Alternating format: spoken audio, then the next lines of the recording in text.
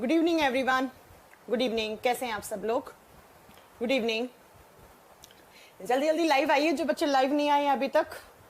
हाँ जी,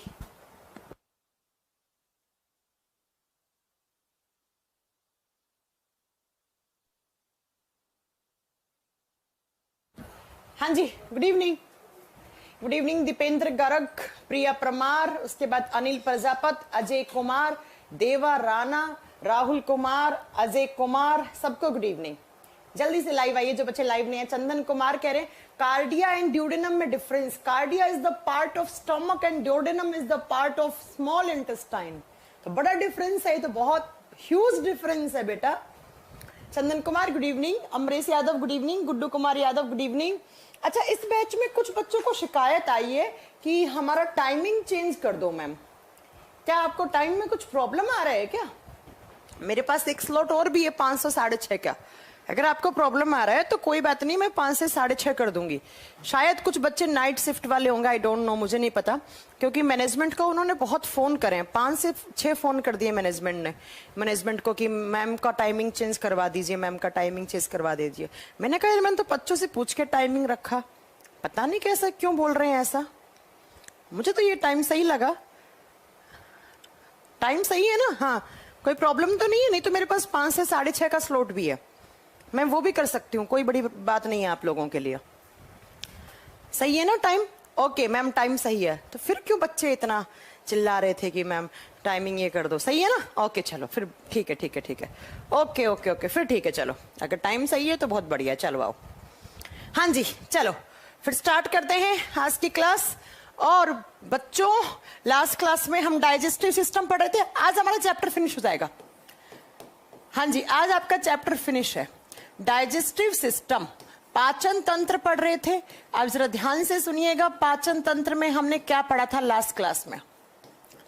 last class में हमने पढ़ा, और आज मेरे को स्पीड थोड़ी स्लो करनी है, याद आ गया। टाइम ठीक है ना? चलो बहुत बढ़िया, ओके ओके ठीक है। हम पढ़ रहे थे स्मॉल इंटेस्टाइन। स्मॉल इंटेस्टाइन के 3 पार्ट होते हैं, ये वाला ड्यूडेनम, ये वाला जेजुनम, ये वाला होता है, इसे बोलते हैं इलियम वाला पार्ट। अब प्यारे बच्चों जरा गौर से सुनिएगा, इस ड्यूडेनम के अंदर जब खाना आता है तो यहां था लीवर एंड यहां था पेनक्रियास। कुछ याद आ रहा है? यहां था लीवर, यहां था पेनक्रियास। लीवर ने अपना जूस ऐसे ट्रांसफर करा ड्यूडेनम में, पेनक्रियास ने अपना जूस ट्रांसफर करा, और इस ड्यूडेनम में एक जूस किसका आया था? इंटेस्टाइन का जूस, आंतों का रस। इसका मतलब मैम ड्यूडेनम वाले पार्ट में टोटल 3 टाइप के जूस मिल रहे थे। बताओ कौन कौन सा मिल रहा था? बाइल जूस मिल रहा था, जिसे हम क्या बोलते हैं? पित्त रस। और दूसरा कौन सा? पेनक्रियाटिक जूस, अग्नाशय रस। और एक और तीसरा हमने कल पढ़ा था, जिसका नाम क्या था? पेनक्रियाटिक जूस हो गया, बाइल जूस हो गया, और तीसरा इंटेस्टाइनल जूस। अब बच्चों इतनी बात तो आपको याद हो भी गई होगी कि भाई साहब ये किसने बनाया था? लीवर ने। यहां से लीवर ने बाइल जूस बना के डाल दिया। दूसरा, ये पेनक्रियाटिक जूस किसने बनाया? पेनक्रियाज ने बनाया, बना के डाल दिया। तीसरा, इंटेस्टाइनल जूस कौन बनाता है? स्मॉल इंटेस्टाइन, छोटी आंत। इसमें एंजाइम नहीं होते हैं, इसमें 3 एंजाइम थे, इसमें भी 3 एंजाइम थे, और इस हिस्से में जितना भी सारा फूड था, उस फूड का डाइजेशन क्या हो चुका था? कंप्लीट हो चुका था। कल मैंने पढ़ा दी थी ये बात कि स्मॉल इंटेस्टाइन के ड्यूडेनम वाले पार्ट में कंप्लीट तरीके से डाइजेशन हो चुका होता है। अब आप सोच रहे होंगे कि मैम डाइजेशन जब कंप्लीट हो गया है तो अब इस जेजुनम में और इस इलियम में, और फिर ऐसे करके आपकी जो ये लार्ज इंटेस्टाइन है, इसमें क्या होगा? इसमें क्या होगा सोच रहे होंगे ना आप। तो बच्चों जब मैंने आपको डाइजेस्टिव सिस्टम स्टार्टिंग से स्टार्ट किया था तो कुछ डाइजेस्टिव सिस्टम की फेज बताई थी कि इतने फेज में कंप्लीट होता है। फर्स्ट वन, सबसे पहले खाते हो आप खाना, जिसे क्या बोलते हैं? इंजेशन। दूसरा बताया था डाइजेशन। फूड पहले खाया, देन उसका ब्रेकडाउन होना डाइजेशन कहलाया था। डाइजेशन होने के बाद अब क्या करना पड़ेगा, ये जो डाइजेस्टेड फूड है, जिसका डाइजेशन हो चुका है, डाइजेस्टेड फूड है मतलब जो पचित भोजन है, जिसका पाचन हो चुका है, उसका क्या करवाना पड़ेगा, एब्जॉर्प्शन करवाना पड़ेगा। एब्जॉर्प्शन का मतलब है अवशोषण। भाई साहब, अगर आपने जो खाना खाया उसका डाइजेशन हो गया, अगर आप उसका एब्जॉर्प्शन नहीं करवाओगे तो पता है क्या होगा, जेजुनम, जेजुनम से इलियम, इलियम से लार्ज इंटेस्टाइन और फिर एनस के थ्रू वो एक्सक्रीटरी कंपाउंड बनकर आपके बॉडी से बाहर निकल जाएगा। आपका जो फेसेस है, जिसे मल बोलते हैं, उसके साथ निकल जाएगा ये। फिर क्या फायदा खाना खाने का, कोई फायदा ही नहीं हुआ खाना खाने का। हम खाना क्यों खाते हैं, ताकि डाइजेशन के बाद जो डाइजेस्टेड फूड है, उस डाइजेस्टेड फूड का क्या करवाना है आपको, उस डाइजेस्टेड फूड का एब्जॉर्प्शन करवाना है। और जैसे ही एब्जॉर्प्शन हो जाएगा, उसके बाद वो एब्जॉर्ब फूड होगा, वो खून के अंदर घुलेगा और खून के अंदर घुलकर हर एक सेल तक, कान की, नाक की, आंख की, आपके दांतों की, लीवर की, पैनक्रियाज की, हर एक सेल तक पहुंचेगा, जिस प्रोसेस को एसिमिलेशन कहा था हमने, स्वांगीकरण कहा था। इसका मतलब मैम, ड्यूडेनम वाले पार्ट तक डाइजेशन क्या हो चुका है, कंप्लीट हो चुका है। अब जैसे ही इस ड्यूडेनम से नीचे की तरफ ऐसे खाना आएगा, जिसका डाइजेशन होना था वो हो चुका है। अगर यहां तक डाइजेशन नहीं हुआ, किसी का होता भी है, अनडाइजेस्टेड फूड बच गया है, अगर आया है अनडाइजेस्टेड फूड, तो वो आगे लार्ज इंटेस्टाइन में जाकर मल में परिवर्तित हो जाता है, वो एक्सक्रीटरी कंपाउंड कहलाता है। ठीक है, तो अब क्या होगा, ये जो जेजुनम है, इस जेजुनम के अंदर हल्का फुल्का एब्जॉर्प्शन स्टार्ट हो जाता है, क्योंकि डाइजेशन तो ऊपर कंप्लीट हो गया ड्यूडेनम वाले पार्ट में। इस जेजुनम में थोड़ा बहुत एब्जॉर्प्शन होता है, बहुत माइन्यूट लेवल पर।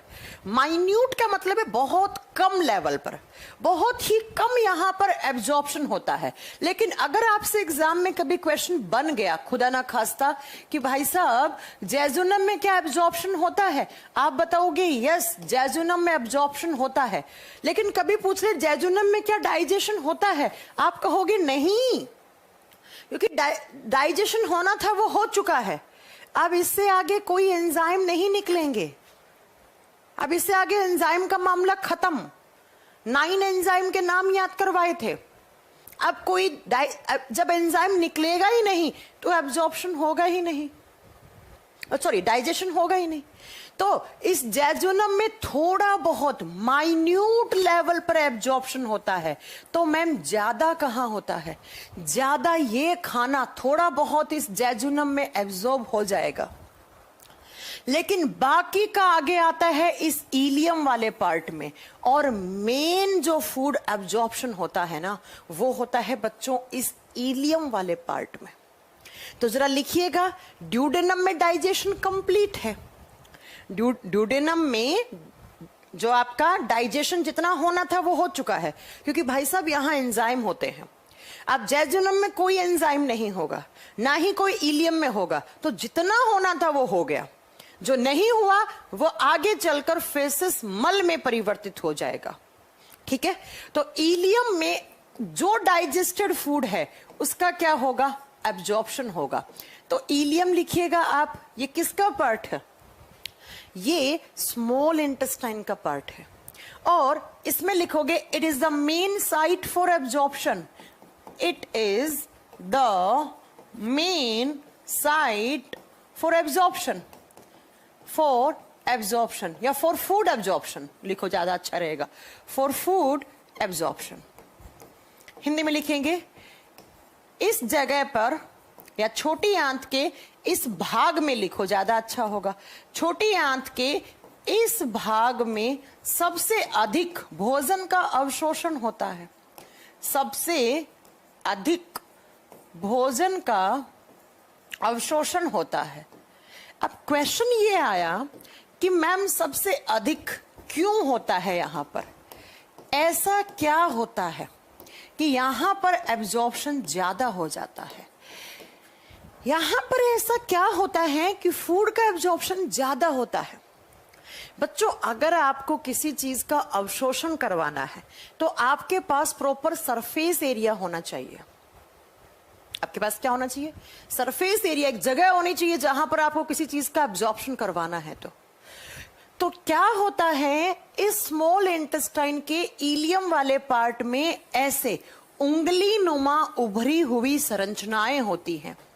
जब आप इस इलियम की माइक्रोस्कोपिक इमेज देखोगे तब आप पाओगे कि इस इलियम में ऐसी कुछ उंगली नुमा उभरी हुई संरचनाएं हैं। फिंगर लाइक फोल्डिंग उंगली नुमा उभरी हुई संरचनाएं होती हैं ऐसे। इनका नाम रखा गया है, इन्हें कहा जाता है विलाय। इंग्लिश में विलाय, हिंदी में विल्ली, विल्ली कहा जाता है। और इनके पास परफेक्ट सरफेस एरिया है। बच्चों, एक तो मैंने ऐसे लाइनिंग खींची, एक मैंने ऐसे लाइनिंग खींची। अब बताओ सरफेस एरिया ज्यादा किसके पास है? इसके पास है। तो यहां पर जैसे ही खाना आएगा, कुछ इस हिस्से में एब्जॉर्प्शन हो जाएगा, कुछ इस हिस्से में हो जाएगा उसका एब्जॉर्प्शन, कुछ इस हिस्से में हो जाएगा, कुछ इस हिस्से में हो जाएगा, कुछ यहां हो जाएगा, कुछ यहां हो जाएगा, कुछ यहां हो जाएगा, कुछ यहां हो जाएगा। देखो कितना सरफेस एरिया है इनके पास। इसलिए इस हिस्से में सबसे ज्यादा फूड का क्या होता है? एब्जॉर्प्शन होता है। तो एग्जाम में क्वेश्चन क्या आएगा? जरा ध्यान से सुनिए। एग्जाम में क्वेश्चन क्या आएगा कि डाइजेस्टिव सिस्टम के किस पार्ट में सबसे ज्यादा फूड का एब्जॉर्प्शन होता है? कौन सा? Small intestine. स्मॉल इंटेस्टाइन का कौन सा पार्ट? इलियम। इलियम में उस जगह को क्या बोलते हैं जहां पर फूड का एब्जॉर्प्शन होता है? आप क्या बताओगे? उसे विलाय, उसे विली कहते हैं। विली क्या होती हैं? ऐसे उंगली नुमा उभरी हुई प्रोजेक्शंस होती हैं बहुत सारी, उन्हें विलाय कहते हैं। और इनके पास बहुत सारा सरफेस एरिया है और इस हिस्से में फूड का एब्जॉर्प्शन हो जाता है। इस हिस्से में फूड का एब्जॉर्प्शन हो जाता है। अब क्या होगा? फिर यहां से इसी विलाय के अंदर की तरफ ऐसे पतली पतली ब्लड वेसल्स होती हैं बच्चों, ऐसे पतली पतली ब्लड वेसल्स। ब्लड वेसल्स का मतलब होता है नसें, जिन्हें आप आम भाषा में नसें बोलते हैं। और नसों में क्या दौड़ता है? खून दौड़ता है। नसों में क्या दौड़ता है? खून। तो इन नसों का, ये रही नस, ऐसे पतली पतली यहाँ पे ब्लड वेसल्स होती हैं। फिर यही खाना इन ब्लड वेसल्स के अंदर जाएगा, ऐसे इन पाइप के अंदर, पतले पतले जो पाइप है इनके अंदर जाएगा। और इसके अंदर क्या है? खून, ब्लड है। बाद में यही एब्जॉर्ब फूड जो है, यही खाना इस खून के अंदर घुलेगा। और खून आप जानते हैं सारा दिन आपकी नसों में दौड़ता रहता है। कुछ खून आंख तक जाएगा, कुछ ब्रेन तक जाएगा, कुछ कान तक जाएगा, कुछ दांतों तक जाएगा, कुछ लीवर तक जाएगा, कुछ पैनक्रियास तक जाएगा। और जितना भी एब्जॉर्ब फूड है वो सारा का सारा खून हमारे बॉडी की हर एक टिश्यू के पास, हर एक ऑर्गन के पास छोड़ आएगा। खून क्या छोड़ आएगा? जिसका एब्जॉर्प्शन हुआ है, जिसका एब्जॉर्प्शन हुआ है। एब्जॉर्प्शन सिर्फ किसका होता है? Digested food.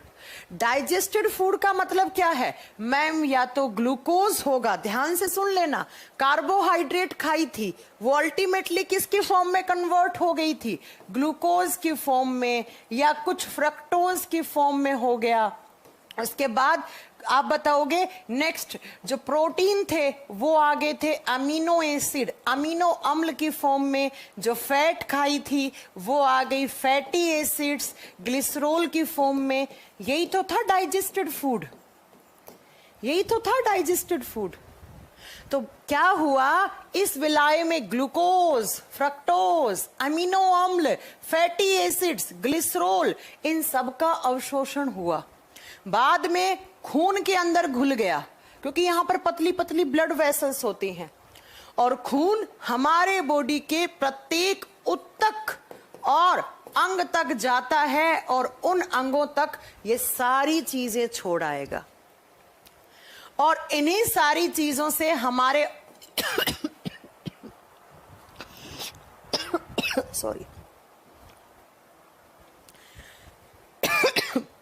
फिर इन्हीं सारी चीजों से हमारे टिश्यूज और ऑर्गन्स क्या लेंगे?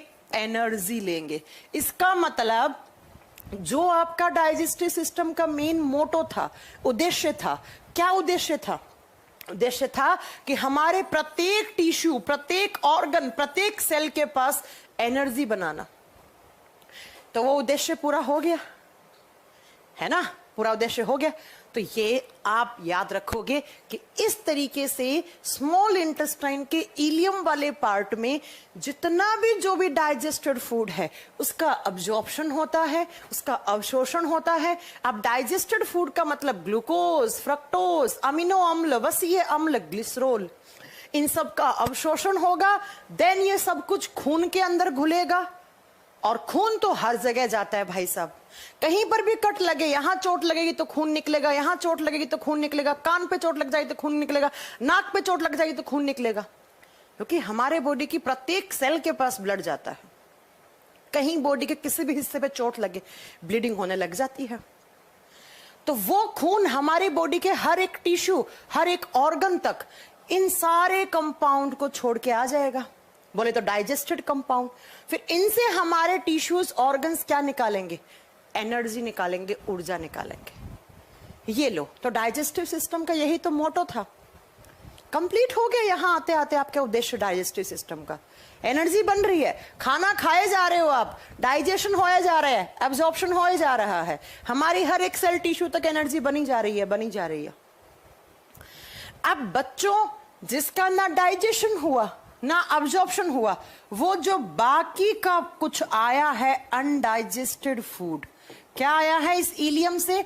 अनडाइजेस्टेड फूड आया है, मतलब अपचित भोजन आया है।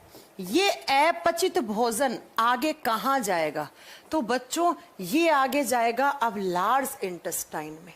ये अनडाइजेस्टेड फूड जिसका ना डाइजेशन हुआ ना एब्जॉर्प्शन हुआ, वो गया है एलाई के पास। एलाई बोले तो लार्ज इंटेस्टाइन, बोले तो बड़ी आंत। क्यों? क्योंकि ये जो इलियम वाला पार्ट है, कुछ ऐसा होता है आपका इलियम, जरा ध्यान से सुनिएगा। ये स्मॉल इंटेस्टाइन का पाइप, ये इलियम वाला भाग है, लास्ट वाला, ये डोडेनम, ये जेजुनम, ये इलियम। तो इसी इलियम से ऐसे आपकी स्टार्ट होती है बच्चों कौन? Large intestine. तो इस इलियम में जितना एब्जॉर्प्शन होना था हो गया, जितना होना था वो हो गया। बाकी का कहां गया है? यहां से स्टार्ट हो जाता है बच्चों ये आपका पाइप। कौन सा पाइप? लार्ज इंटेस्टाइन वाला पाइप। तो बाकी का जो अनडाइजेस्टेड फूड है, it will be transfer in large intestine. ये आगे कहां चला जाएगा?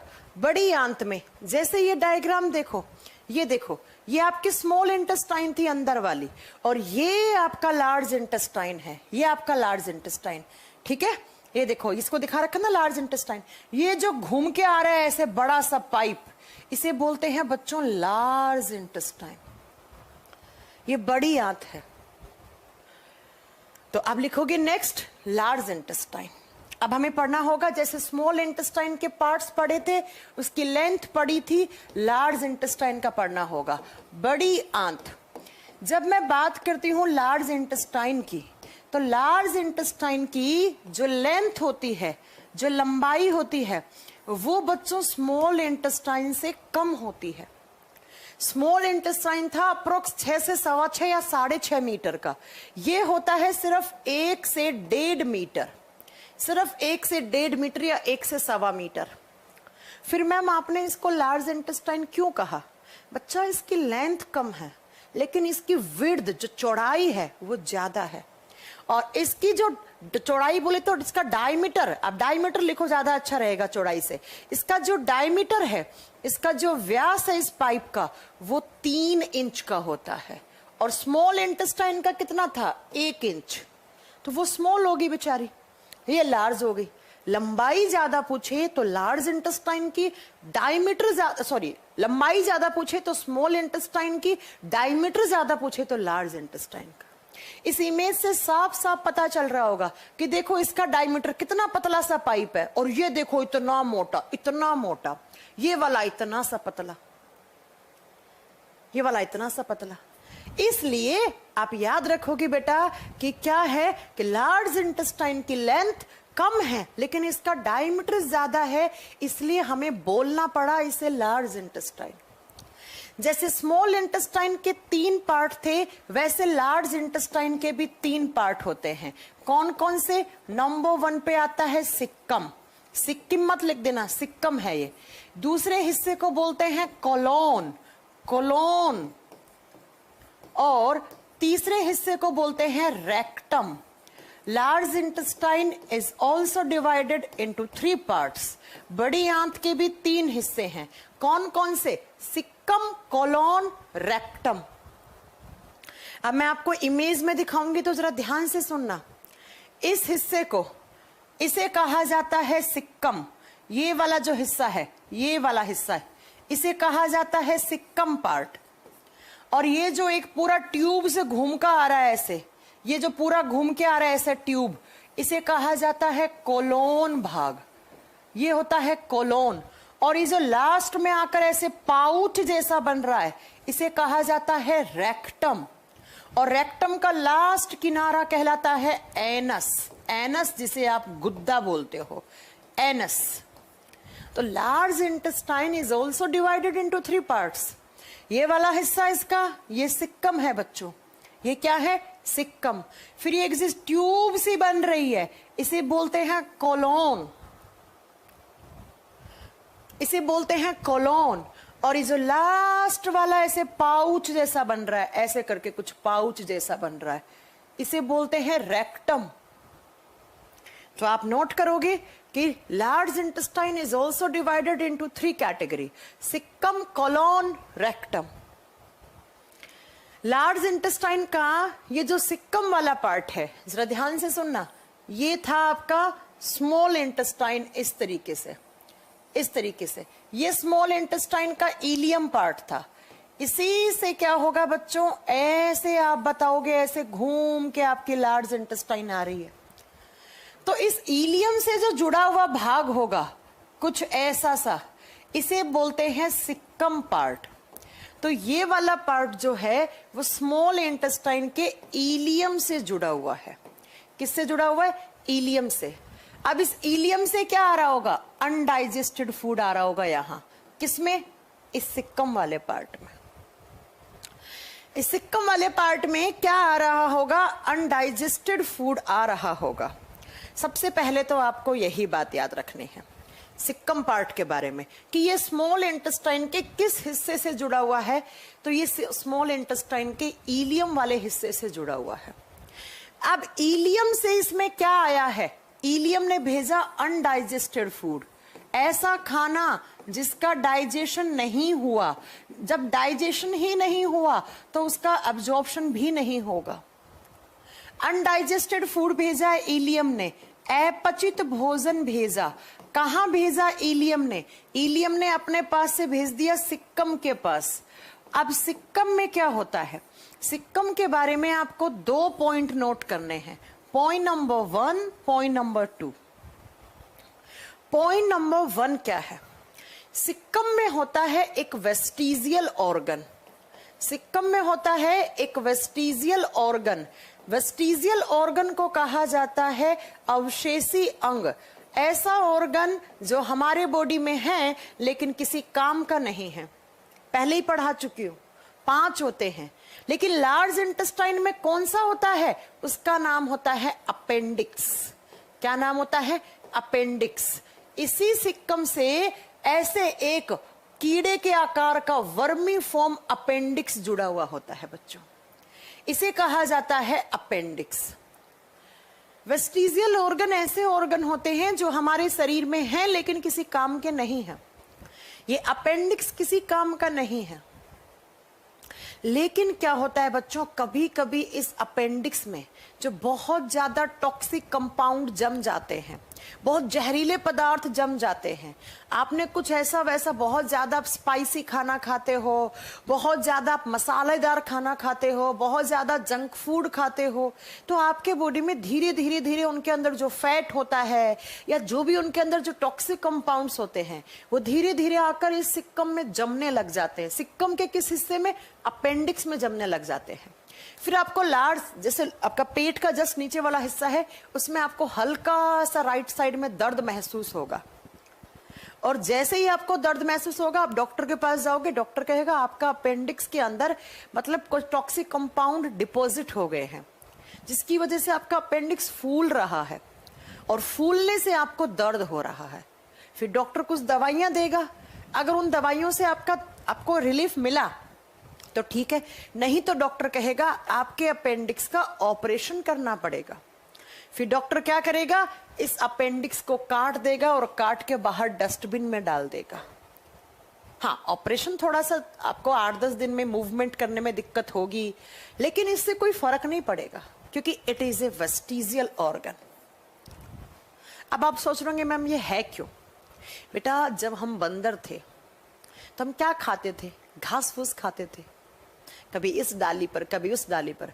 आजकल के बंदर तो बड़े एडवांस हैं, केला खाता है, संतरा खाता है, लेकिन पहले के बंदर बेचारे जब इंसान हुआ ही नहीं करते थे तो केले कौन ला कर देता था बंदरों को? तब हम घास फूस खाते थे, तब यहाँ पर घास फूस का डाइजेशन होता था। लेकिन अब हम बंदर नहीं है, हम इंसान हैं, हम घास फूस नहीं खाते, तो क्या जरूरत है इस अपेंडिक्स की? तो धीरे धीरे धीरे धीरे धीरे आपका ये अपेंडिक्स एक जनरेशन के बाद खत्म हो जाएगा। तो एग्जाम में क्वेश्चन क्या आता है? अपेंडिक्स कहाँ होता है? आप बताओगे it is present in large intestine, ये बड़ी आंत में पाया जाता है। या पूछेगा कि बड़ी आंत में कौन सा वेस्टिजियल ऑर्गन होता है? अपेंडिक्स। बड़ी आंत के किस हिस्से में है? आपका आंसर क्या होगा? सिक्कम में। सिक्कम में। तो पहला पॉइंट तो जो यहां से याद रखना है वो ये याद रखना है कि यहां पर एक वेस्टिजियल ऑर्गन होता है। दूसरा आप बताओगे बच्चा, दूसरा पॉइंट कि लार्ज इंटेस्टाइन के इसी सिक्कम और कोलोन दोनों में ही होते हैं। इन्हें कहा जाता है, इस हिस्से को कहा जाता है हाउस ऑफ बैक्टीरिया।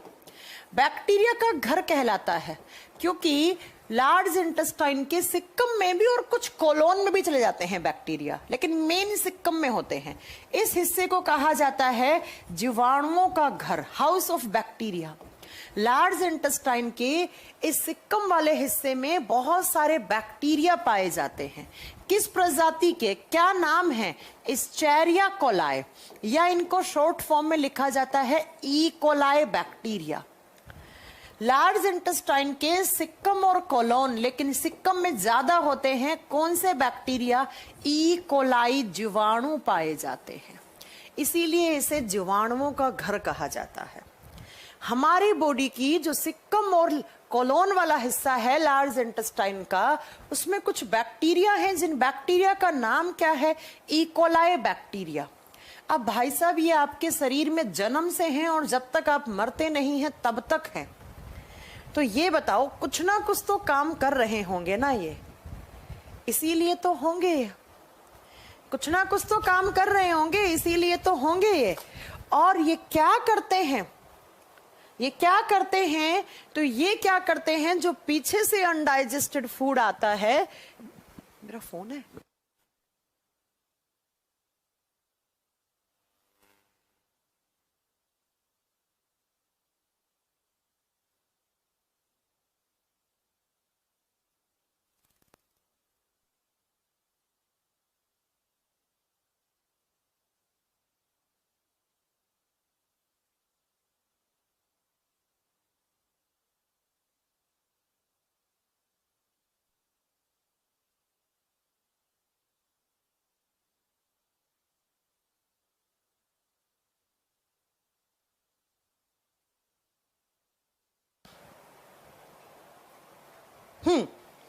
तो कुछ तो होगा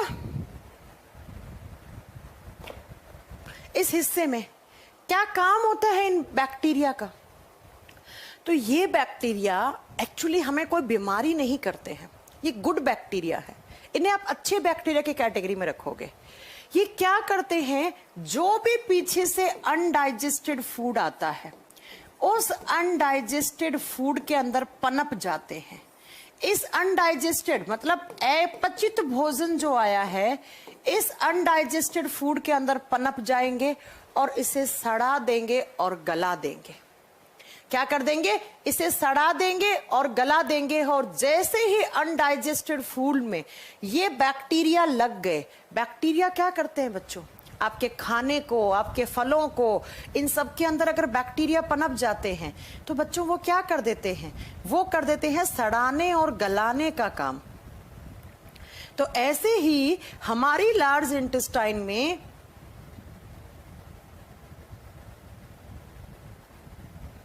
बहुत सारे बैक्टीरिया होते हैं और वो बैक्टीरिया क्या करते हैं, जो भी पीछे से क्या आया है आप बताओगे बेटा, जो अनडाइजेस्टेड फूड आया है उसे क्या कर देते हैं,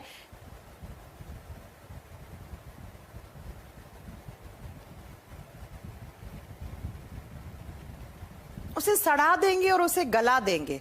और जैसे ही आपका जो फूड अनडाइजेस्टेड था वो बेटा अगर सड़ गया और गल गया, उसके अंदर स्मेल आने लग जाएगी और वो सड़ गया गल गया, तो उसे कहा जाता है मल, उसे कहा जाता है एक्सक्रीटरी कंपाउंड। उसे क्या कहा जाता है,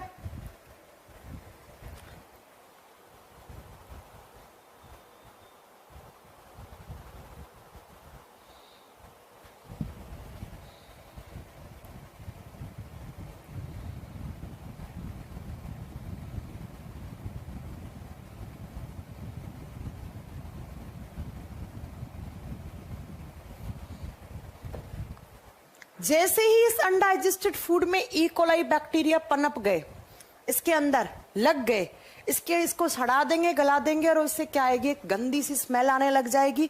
और उस अनडाइजेस्टेड फूड को सड़ने गलने के बाद ये अनडाइजेस्टेड फूड सॉलिड हो जाएगा और ठोस हो जाएगा और सड़ने गलने के बाद उसे नाम दिया जाता है फेसेस का, उसे नाम दिया जाता है मल। और इसी मल को फिर आप क्या करते हैं, आउट करते हैं, कहां से, एनस से आउट कर देते हैं। तो मैंने क्या कहा कि हमारी लार्ज इंटेस्टाइन के कौन से पार्ट में, सिक्कम और कोलोन, देखो दोनों में बैक्टीरिया होते हैं, इन दोनों को हाउस ऑफ कोलोन कहा जाता है। सिक्कम में थोड़े ज्यादा होते हैं ये बैक्टीरिया, कोलोन में थोड़े कम होते हैं। तो ये के बैक्टीरिया क्या करेंगे, जो भी अनडाइजेस्टेड फूड आया है उस अनडाइजेस्टेड फूड को सॉलिड में कन्वर्ट कर देते हैं और बाद में उसको बैक्टीरिया लगने से वो सड़ जाता है, गल जाता है और उसे कहा जाता है फेसेस, उसे मल कहा जाता है। अब आप सोच रहे होंगे कि ये बैक्टीरिया हमारी इतनी हेल्प क्यों करते हैं, क्योंकि बच्चों ये बैक्टीरिया जब हमारी लार्ज इंटेस्टाइन में रहते हैं, इनका घर है हमारी लार्ज इंटेस्टाइन, तो ये बैक्टीरिया ये जो अनडाइजेस्टेड फूड आया है इसको खाते हैं, इसे खा लेते हैं। एक तो हमने इन बैक्टीरिया को रहने के लिए घर दे दिया, दूसरा हम खाना खाने को दे रहे हैं इन्हें, क्या दे दिया, हमारा अनडाइजेस्टेड फूड खा रहे हैं। तो बदले में ये बैक्टीरिया के शरीर में दो विटामिन बनती हैं, विटामिन के और विटामिन B12। ये जो बैक्टीरिया है ना, ये हमारी लार्ज इंटेस्टाइन में रहते हैं, लार्ज इंटेस्टाइन इनका घर है और यहां खाना खाते हैं, क्या, अनडाइजेस्टेड फूड। और फिर क्या करेंगे, इन बैक्टीरिया के शरीर में बनता है एक विटामिन के और एक विटामिन B12 और ये बैक्टीरिया क्या करते हैं, हमें बदले में देते हैं विटामिन के और विटामिन B12। ये दोनों विटामिन हैं, आगे पढ़ाएंगे आपको। तो देखिए बच्चों, बैक्टीरिया का भी फायदा है, रहने को घर मिल गया, खाना खाने को खाना मिल गया, तो बैक्टीरिया के तो मजे पड़ गए। और हमें भी फायदा है, बैक्टीरिया ने हमें दो विटामिन दे दिए, विटामिन के और विटामिन B12। तो दो अलग अलग ऑर्गेनिज्म, एक तो ह्यूमन बींग्स हो गए, हम लोग हो गए, हमारा शरीर है, हमारा लार्ज इंटेस्टाइन है, दूसरा बैक्टीरिया हो गया। तो दो अलग अलग जीव हैं, अलग अलग प्रजाति के, हम इंसान हैं, वो बैक्टीरिया है, एक साथ रहते हैं, एक दूसरे को बेनिफिट पहुंचाते हैं, एक दूसरे को फायदा देते हैं। तो ऐसे रिलेशन साइंस में कहलाते हैं सिम्बायोटिक रिलेशन। क्या कहलाते हैं? सिम्बायोटिक रिलेशन कहलाते हैं। साथ रहकर जीवन यापन करने वाले सह जीवन संबंध, सह का मतलब साथ, जीवन का मतलब जीवन, संबंध का मतलब रिलेशन, एक दूसरे के साथ रहकर एक दूसरे से रिलेशन मेंटेन करके रखते हैं, ऐसे रिलेशन सिम्बायोटिक रिलेशन कहलाते हैं, जो एक दूसरे को फायदा पहुंचाते हैं। इसको हमने फायदा क्या क्या दिया? रहने को घर दिया, खाना दे दिया भैया, और इसने हमें विटामिन के और विटामिन B12 दे दिया, तो इसका भी फायदा, हमारा भी फायदा। तो आपसे एग्जाम में क्या क्वेश्चन आएगा कि लार्ज इंटेस्टाइन के अंदर सिम्बायोटिक रिलेशन में कौन से बैक्टीरिया रहते हैं? E coli bacteria. क्या करते हैं? जो भी अनडाइजेस्टेड फूड आता है उसे मल में परिवर्तित कर देते हैं, उसको सड़ा देंगे, गला देंगे, और उसे बाद में उसे मल का नाम दे दिया जाता है। म्हणजे विटामिन B3 भी होता है, B6 होता है, वो यहाँ नहीं बनता है बेटा, उसके लिए आपको बाहर से डाइट में इंक्लूड करना होता है उन्हें। तो बैक्टीरिया का भी फायदा, हमारा भी फायदा, तो ऐसे रिलेशन सिम्बायोटिक रिलेशन कहलाते हैं। तो इस सिक्कम में बहुत सारे बैक्टीरिया भी थे, और इन बैक्टीरिया ने क्या किया? इन बैक्टीरिया ने जो भी अनडाइजेस्टेड फूड आया पीछे से, क्या आया? अनडाइजेस्टेड फूड आया, उस अनडाइजेस्टेड फूड को सड़ा दिया, गला दिया, और उसे नाम दे दिया हमने मल। मल, या बोल दिया उत्सर्जी पदार्थ, या हमने उसे बोल दिया एक्सक्रीटरी कंपाउंड या फेसेस, मल का नाम दे दिया। अब ये मल इस सिक्कम से होता हुआ यहां से होता हुआ कहां जाएगा? इस कोलोन में जाएगा। ये मल इस सिक्कम से होता हुआ, ये जो कोलोन ट्यूब है, ये एक ट्यूब है बेटा, और कुछ नहीं है, ऐसे एक ट्यूब है, तो यहां से इस ट्यूब में जाएगा पूरा, और इस ट्यूब में क्या होगा? जो बाहर से ऐसे आ रहा है फिसेस, उसमें लिक्विडिटी ज्यादा होती है। लिक्विडिटी का मतलब है कि वो कंप्लीट तरीके से सॉलिड नहीं बना हुआ होता है, वो सॉलिड और लिक्विड। लिक्विड किसकी वजह से? आपने जूस पिया, आपने दूध पिया, पानी वगैरह पिया, उनकी वजह से इसके अंदर लिक्विडिटी भी है। तो अब क्या होगा? इस कोलोन वाले हिस्से में जो भी पीछे से फेसिस मल आया, उसमें से पानी का एब्जॉर्प्शन होता है। यहां पर एग्जाम में क्वेश्चन आता है, यहां से सिक्कम के 2 पॉइंट जो एग्जाम में आते हैं मैंने नोट करवा दिए कि house of bacteria and vestigial organ, 2 point इसके बारे में नोट करने हैं। लेकिन अब कोलोन भाग की जब बात करते हैं तो कोलोन क्या करता है? कोलोन एक ट्यूब है बच्चों, एक ट्यूब जैसी स्ट्रक्चर है। एक ट्यूब का मतलब होता है नली, ऐसे ये नली होती है, ऐसे पूरी घूमी हुई नली होती है ऐसे। तो इस नली के अंदर क्या होता है?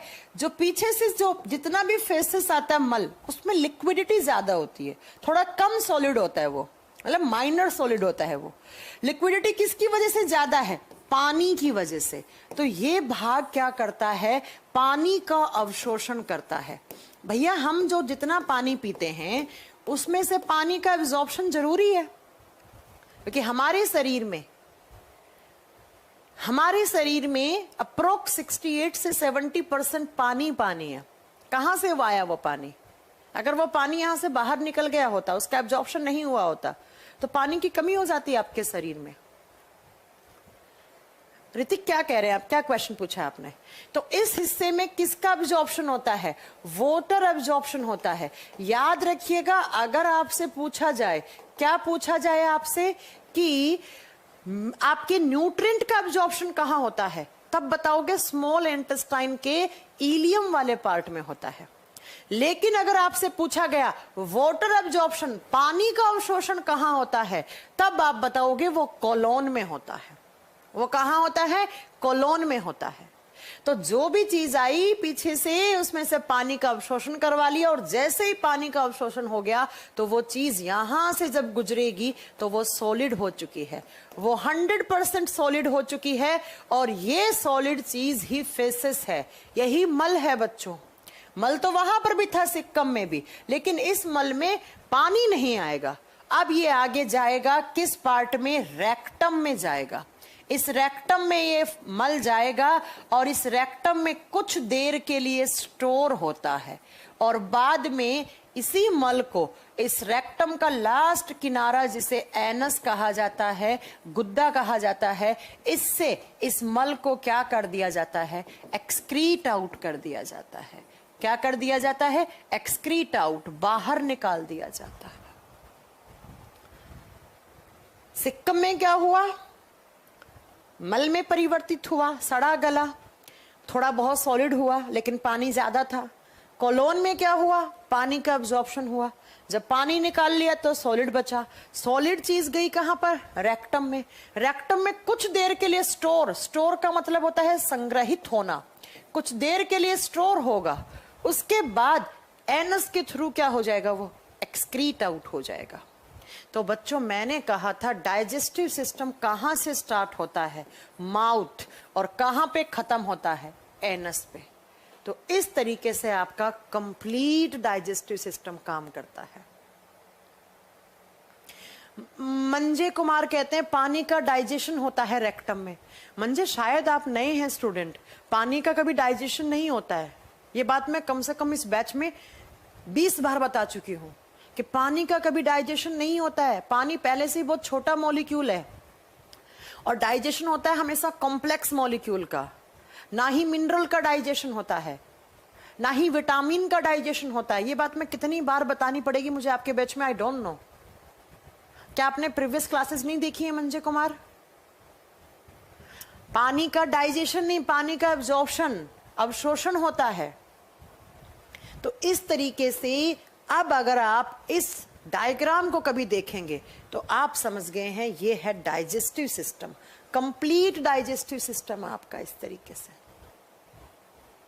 B12 का क्या फायदा है वो विटामिन वाले चैप्टर में पढ़ेंगे, अभी छोड़ दो इन्हें, अभी छोड़ दो। तो बच्चों मैंने देखो माउथ से, माउथ में सलाइवरी ग्लैंड, उसके बाद माउथ में टीथ, टंग, ईसोफेगस, स्टमक, स्टमक के बाद स्मॉल इंटेस्टाइन से जुड़ा हुआ लीवर, इधर पैनक्रियास, फिर स्मॉल इंटेस्टाइन का जेजुनम, इलियम, फिर लार्ज इंटेस्टाइन का ये वाला पार्ट सिक्कम, ये कोलोन, ये रेक्टम, और रेक्टम का ये लास्ट किनारा एनस। तो इस तरीके से आपका कंप्लीट डाइजेस्टिव सिस्टम खत्म होता है।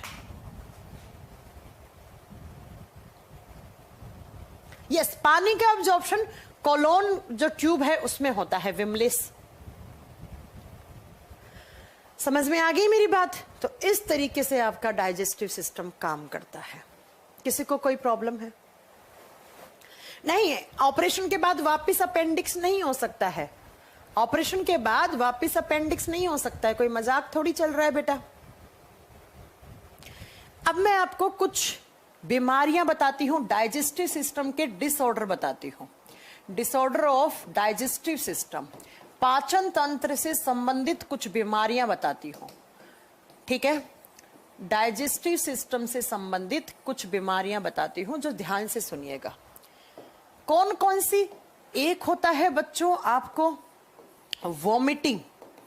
वॉमिटिंग का मतलब होता है उल्टी आना, उल्टी आना, है ना? उल्टी आती है। एक होता है डायरिया। डायरिया का नाम सुना है? जिसमें उल्टी दस्त दोनों होते हैं आपको। एक होता है कॉन्स्टिपेशन। कॉन्स्टिपेशन जिसे आप कब्ज की बीमारी बोलते हैं। क्या बोलते हैं?